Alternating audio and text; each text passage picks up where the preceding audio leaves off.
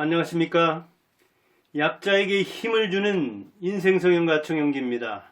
약자에게 힘을 주려고 약자의 장단점에 대해서 여러 가지 말하고 있습니다. 오늘은 약자의 성공 쾌락.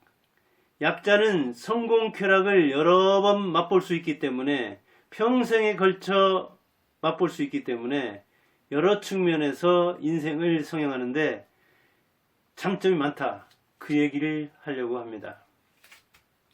당신은 성공의 쾌락을 아십니까?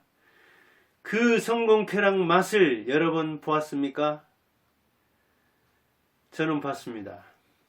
제가 교사, 그 다음에 사립학교 거쳐서 조교를 하고, 그 다음에 시간 강사, 그 다음에 그만두고 학원.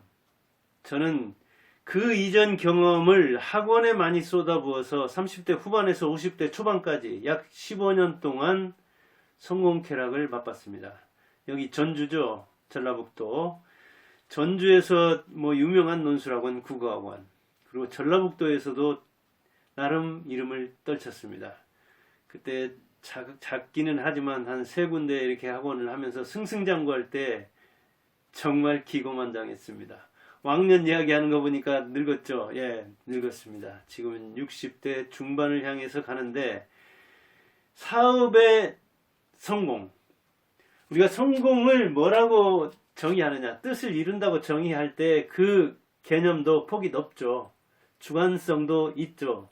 아무튼 성공을 자기가 하고자 하는 바를 이룬 것이라고 생각한다면 저는 작은 성공을 이루면서 그 쾌락을 많이 맛보았습니다.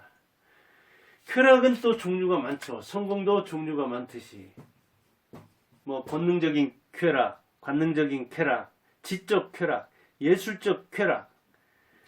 그 중에 저는 성공 쾌락만큼 사람을 힘나게 하는, 신나게 하는 쾌락도 드물다고 생각합니다. 이 성공 쾌락은 정말 계속해서 뭔가 하게 만들고 자기가 뜻한 바를 계획한 대로 실천해서 그 다음에 실천하면은 실패도 있죠. 물론 또 마음대로 안 될 때도 있죠. 그렇긴 하지만 자신을 믿고 그 고난을 딛고 뜻을 이룰 때, 성취할 때 정말 그 쾌감이라는 것은 이루 말할 수 없습니다.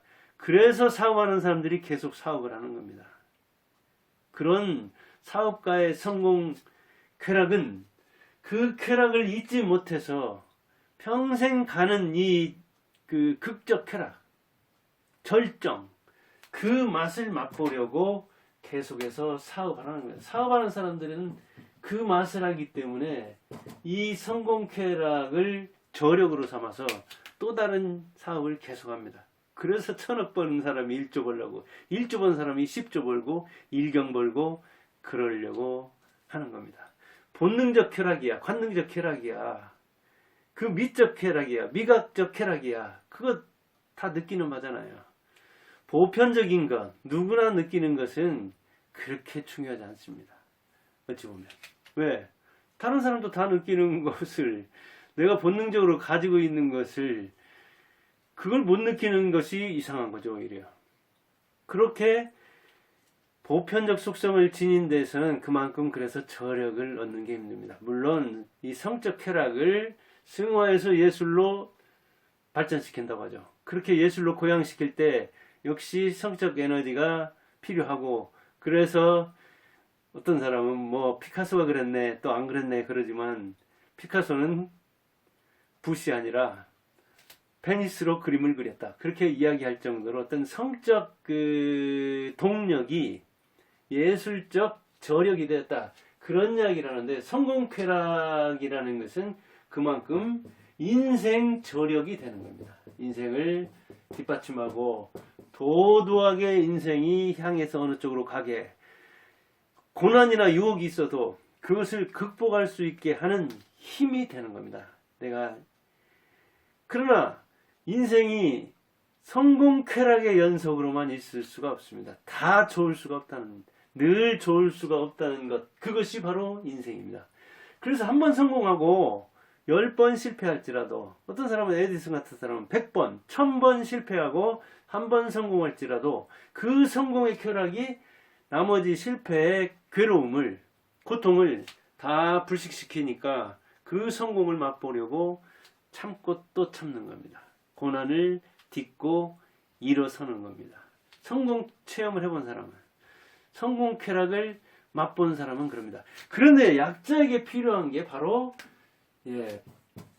약자의 필수품이 바로 뭐냐? 이 성공입니다. 성공을 해봐야 됩니다. 그래야 약자가 강해질 수 있고, 약자가 자신감과 자존감을 지킬 수 있고, 약자지만 극단적인 생각을, 극단적인 선택을 안 할 수가 있습니다. 우리나라 지금 노인, 저도 뭐 곧 있으면 노인인 이 65세에 들어가는데 집 나이로는 올해 65세네요. 그런데 우리나라 노인 자살률이 세계 1위, 그것도 약 30여 년간 그렇다고 합니다. 아니, 우리나라가 잘 사는데, 뭐 경제 규모로는 10등 안팎이라고 하고, 개인 소득도 세계적으로 뭐 30등에서 한 50등 그 안팎. 그러면 뭐 여러 그 개념에 따라 다르긴 하지만 20위권에 드는 게 많고, 또 전 세계가 한 200여 나라라고 하는데, 이렇게 20위 안에 드는 것이 많고, 여러 지표에서. 그 다음에 우리나라가 개인적으로 보더라도 세계 상위에 드는데, 선지국 소리를 들으려고 하는데, 노인 자살이 30여 년째 1위를 달리고 있다? 이거 뭐가 문제가 있는 거잖아요. 그만큼 노인들은 약자라는 이야기인데, 노인들이 약자이면서 실패 체험을 많이 했다는 얘기죠. 그리고 성공 체험은 적어서 실패에 대한 어떤 그 회한, 그러니까 과거에 왕년에 뭐 자기가 성공 체험을 이야기하고 왕년에 좋았던 것을 이야기하지만, 사실은 그가 실패에 쩔어 살았기 때문에 지금까지도 실패했는데, 앞으로 노인으로서 앞을 내다보면은 더욱더 절망스러운 전망이 내다보이니까, 그러니까 차라리 내가 이렇게 병들어서 내가 파산되고, 그리고 내가 가지고 있는 것도 다 까먹고 오히려 마이너스가 되고, 자손들에게 부채만, 빚만 남겨줄 것 같으면 차라리 이런 목숨, 내 생명이 무슨 의미가 있겠느냐 하면서 노인들이 자살을 하는 거죠. 작은 성공을 통해서 자기 인생을 긍정적으로 생각하고 의미 있다고 생각한다면 그런 선택을 할 수가 없는 거죠. 근데 우리나라 사람들은 대개 이제 그 동양적 그 성공관을 가지고 있어서 그런 측면이 있죠. 우리나라나 이 중국 같은 데서는 위인을 되게 예정적으로 보는 측면이 있죠. 동양인데, 예정, 하늘이 낳는다. 그리고 위에서 태어나서 위에서 놀다가 위에서 간다. 좋은 가문에서 태어나 신동으로 자라, 시련을 겪지만 부모나 이 천우 신조, 어디서 도와도, 누군가 도와도 도와서 그 다음에 승승장구한다. 이렇게 동양의 위인전은 영웅의 일생이다. 서양의 위인전은 그렇지 않죠. 우리가 링컨이나 오프라 윈프리 보세요. 여기서는 자력갱생하는 거죠. 아주 어려운 오두막집에서 태어나서 비가 새고, 뭐 어머니가 내 성경책을 읽어주고, 어렵게 변호사, 어렵게 여러 번 그 실패한, 그래요. 그래서 정치인으로서 실패했지만 또 일어나고 또 일어나서 대통령이 되었다는, 그리고 노예를 해방했다는, 흉탄에 죽었다는 이 링컨, 이런 사람들 보세요.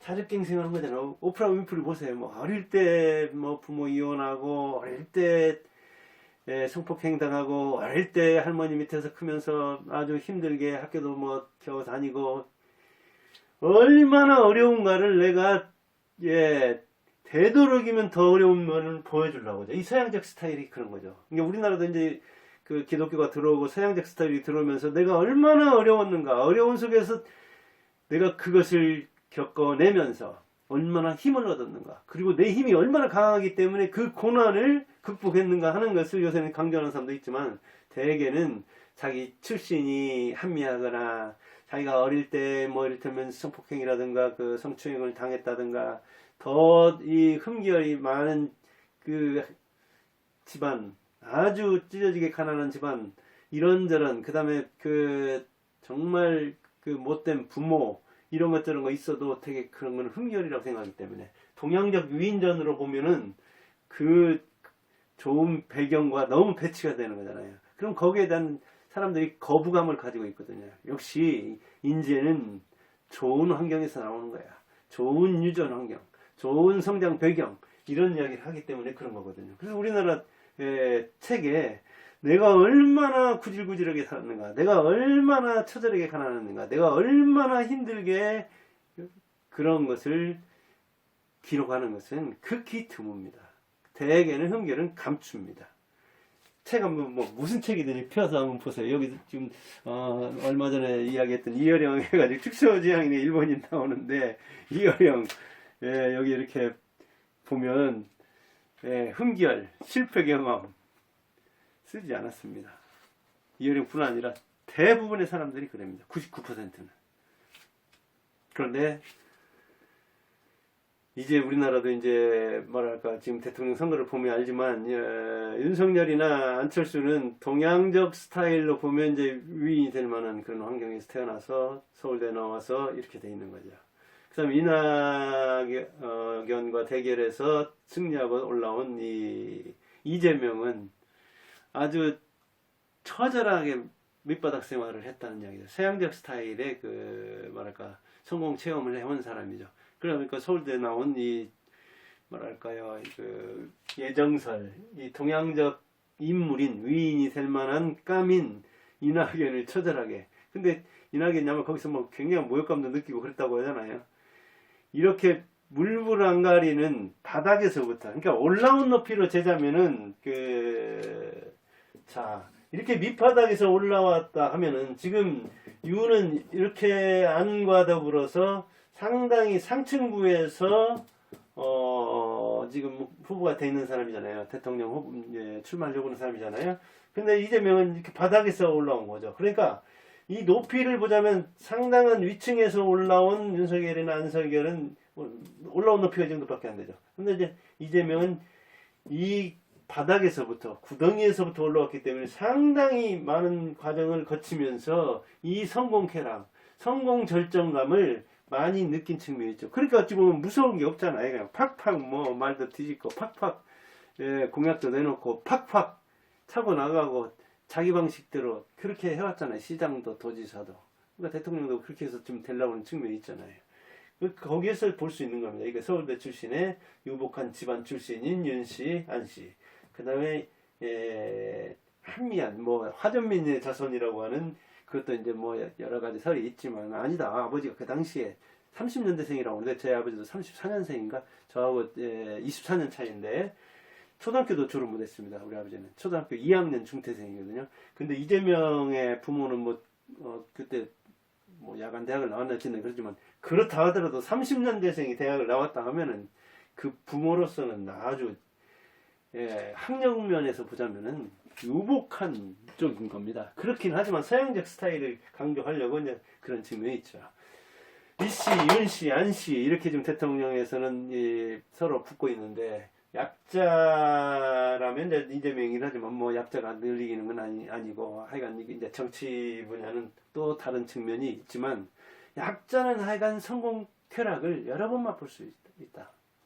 그 성공 쾌락을 저력으로 삼아 또 다른 도전을 한다 하는 것을 이렇게 정치판에서도 볼 수 있는 거잖아요. 이렇게 약자가 성공 쾌락을 여러 번 맛보면 담대해지고 배포가 커지는 거죠. 그리고 자신감과 자존감도 역시 거대해져서 계속 커다란 도전을 할 수 있는 거죠. 전형적인 사람이 밑바닥에서 올라온 정주영이죠. 정주영. 대통령까지 뭐 출마하려고 했잖아요. 정감독 믿고 그런 하동정 씨, 저도 하동정 씨인데 하동정 씨죠. 정주영. 한 20만 안팎 아주 정씨 중에서도 희성입니다. 뭐 이 하동 본관이. 그런데 아무튼 바닥에서부터 올라갔기 때문에 무서울 게 없는 거죠. 내가 원래 바닥인데 떨어져봤자 어디 떨어지겠냐. 바닥밖에 더 있냐. 나는 원래 그게 출신이다. 고향으로 돌아가는 거다. 한번 해보자. 그래서 김영삼에게 도전했죠. 그럼 김영삼이 현대를 어떻게 뭐 골탕은 먹였지만 없앨 수는 없었잖아요. 정치인들의 무식함을 빌리자면 뭐 없앨 수도 있을 수 있지만 당시로서는 일리를 다투는, 지금도 뭐 일리를 다투는 현대를 그렇게 할 수는 없었죠. 아무튼 강자는 실패 고통을 맛보기 일쑤입니다. 너무 위에 있던 사람들은. 이 하늘에 있는 사람은 떨어질 일밖에 없잖아요. 그러나 땅에 있는 사람은 올라갈 일밖에 없잖아요. 그 땅에 있는 사람들이 약자입니다. 자력으로 성공해서 그 성공을 계속해서 기반으로 삼으면 더 큰 성공을 할 수 있는 겁니다. 이렇게 쾌락의 역할, 이게 성공을 추진하는 힘이 되는데, 동력이 되는데, 약자라면 그런 성공 쾌락을 여러 번 봐야 합니다. 그러니까 거창하게 생각할 건 없습니다. 어제보다 구독자가 1명 더 늘었다. 그러면 거기서 성공 쾌락을 맛보는 거죠. 저 2년 반이 뭐 넘었나요? 그런데도 500명 안팎. 그럼 어때요? 한 명 한 명 느는 데서 성공 쾌감을 느끼고, 그리고 그 한 명 한 명을 보배처럼 하루에 100명씩 늘어나면 금처럼 여기겠습니까? 그런데 저는 며칠에 한 명씩 늘어나기도 하고 그러니까 2년 반이 뭐 얼마입니까? 700일, 뭐 800 얼마인가요? 뭐 하루에 한 명도 안 는 거잖아요. 그러니까 보배처럼 여기는 거죠. 일당 100, 일당 1000으로 생각하는 거죠. 한 사람이 100명 목이다. 한 사람이 1000명 목이다. 그래서 나는 500만 구독자를 모으고 있다. 한 사람당 만을 당하니까 저에게는 구독자가 500명이나 있습니다. 이렇게 생각하면서 거기서 성공 쾌락을 맛보면, 그럼 누가 뭐라고 해요? 아니, 성공 개념을 내가 그렇게 설정해가지고 그렇게 느낀다는데 누가 뭐라고 해요?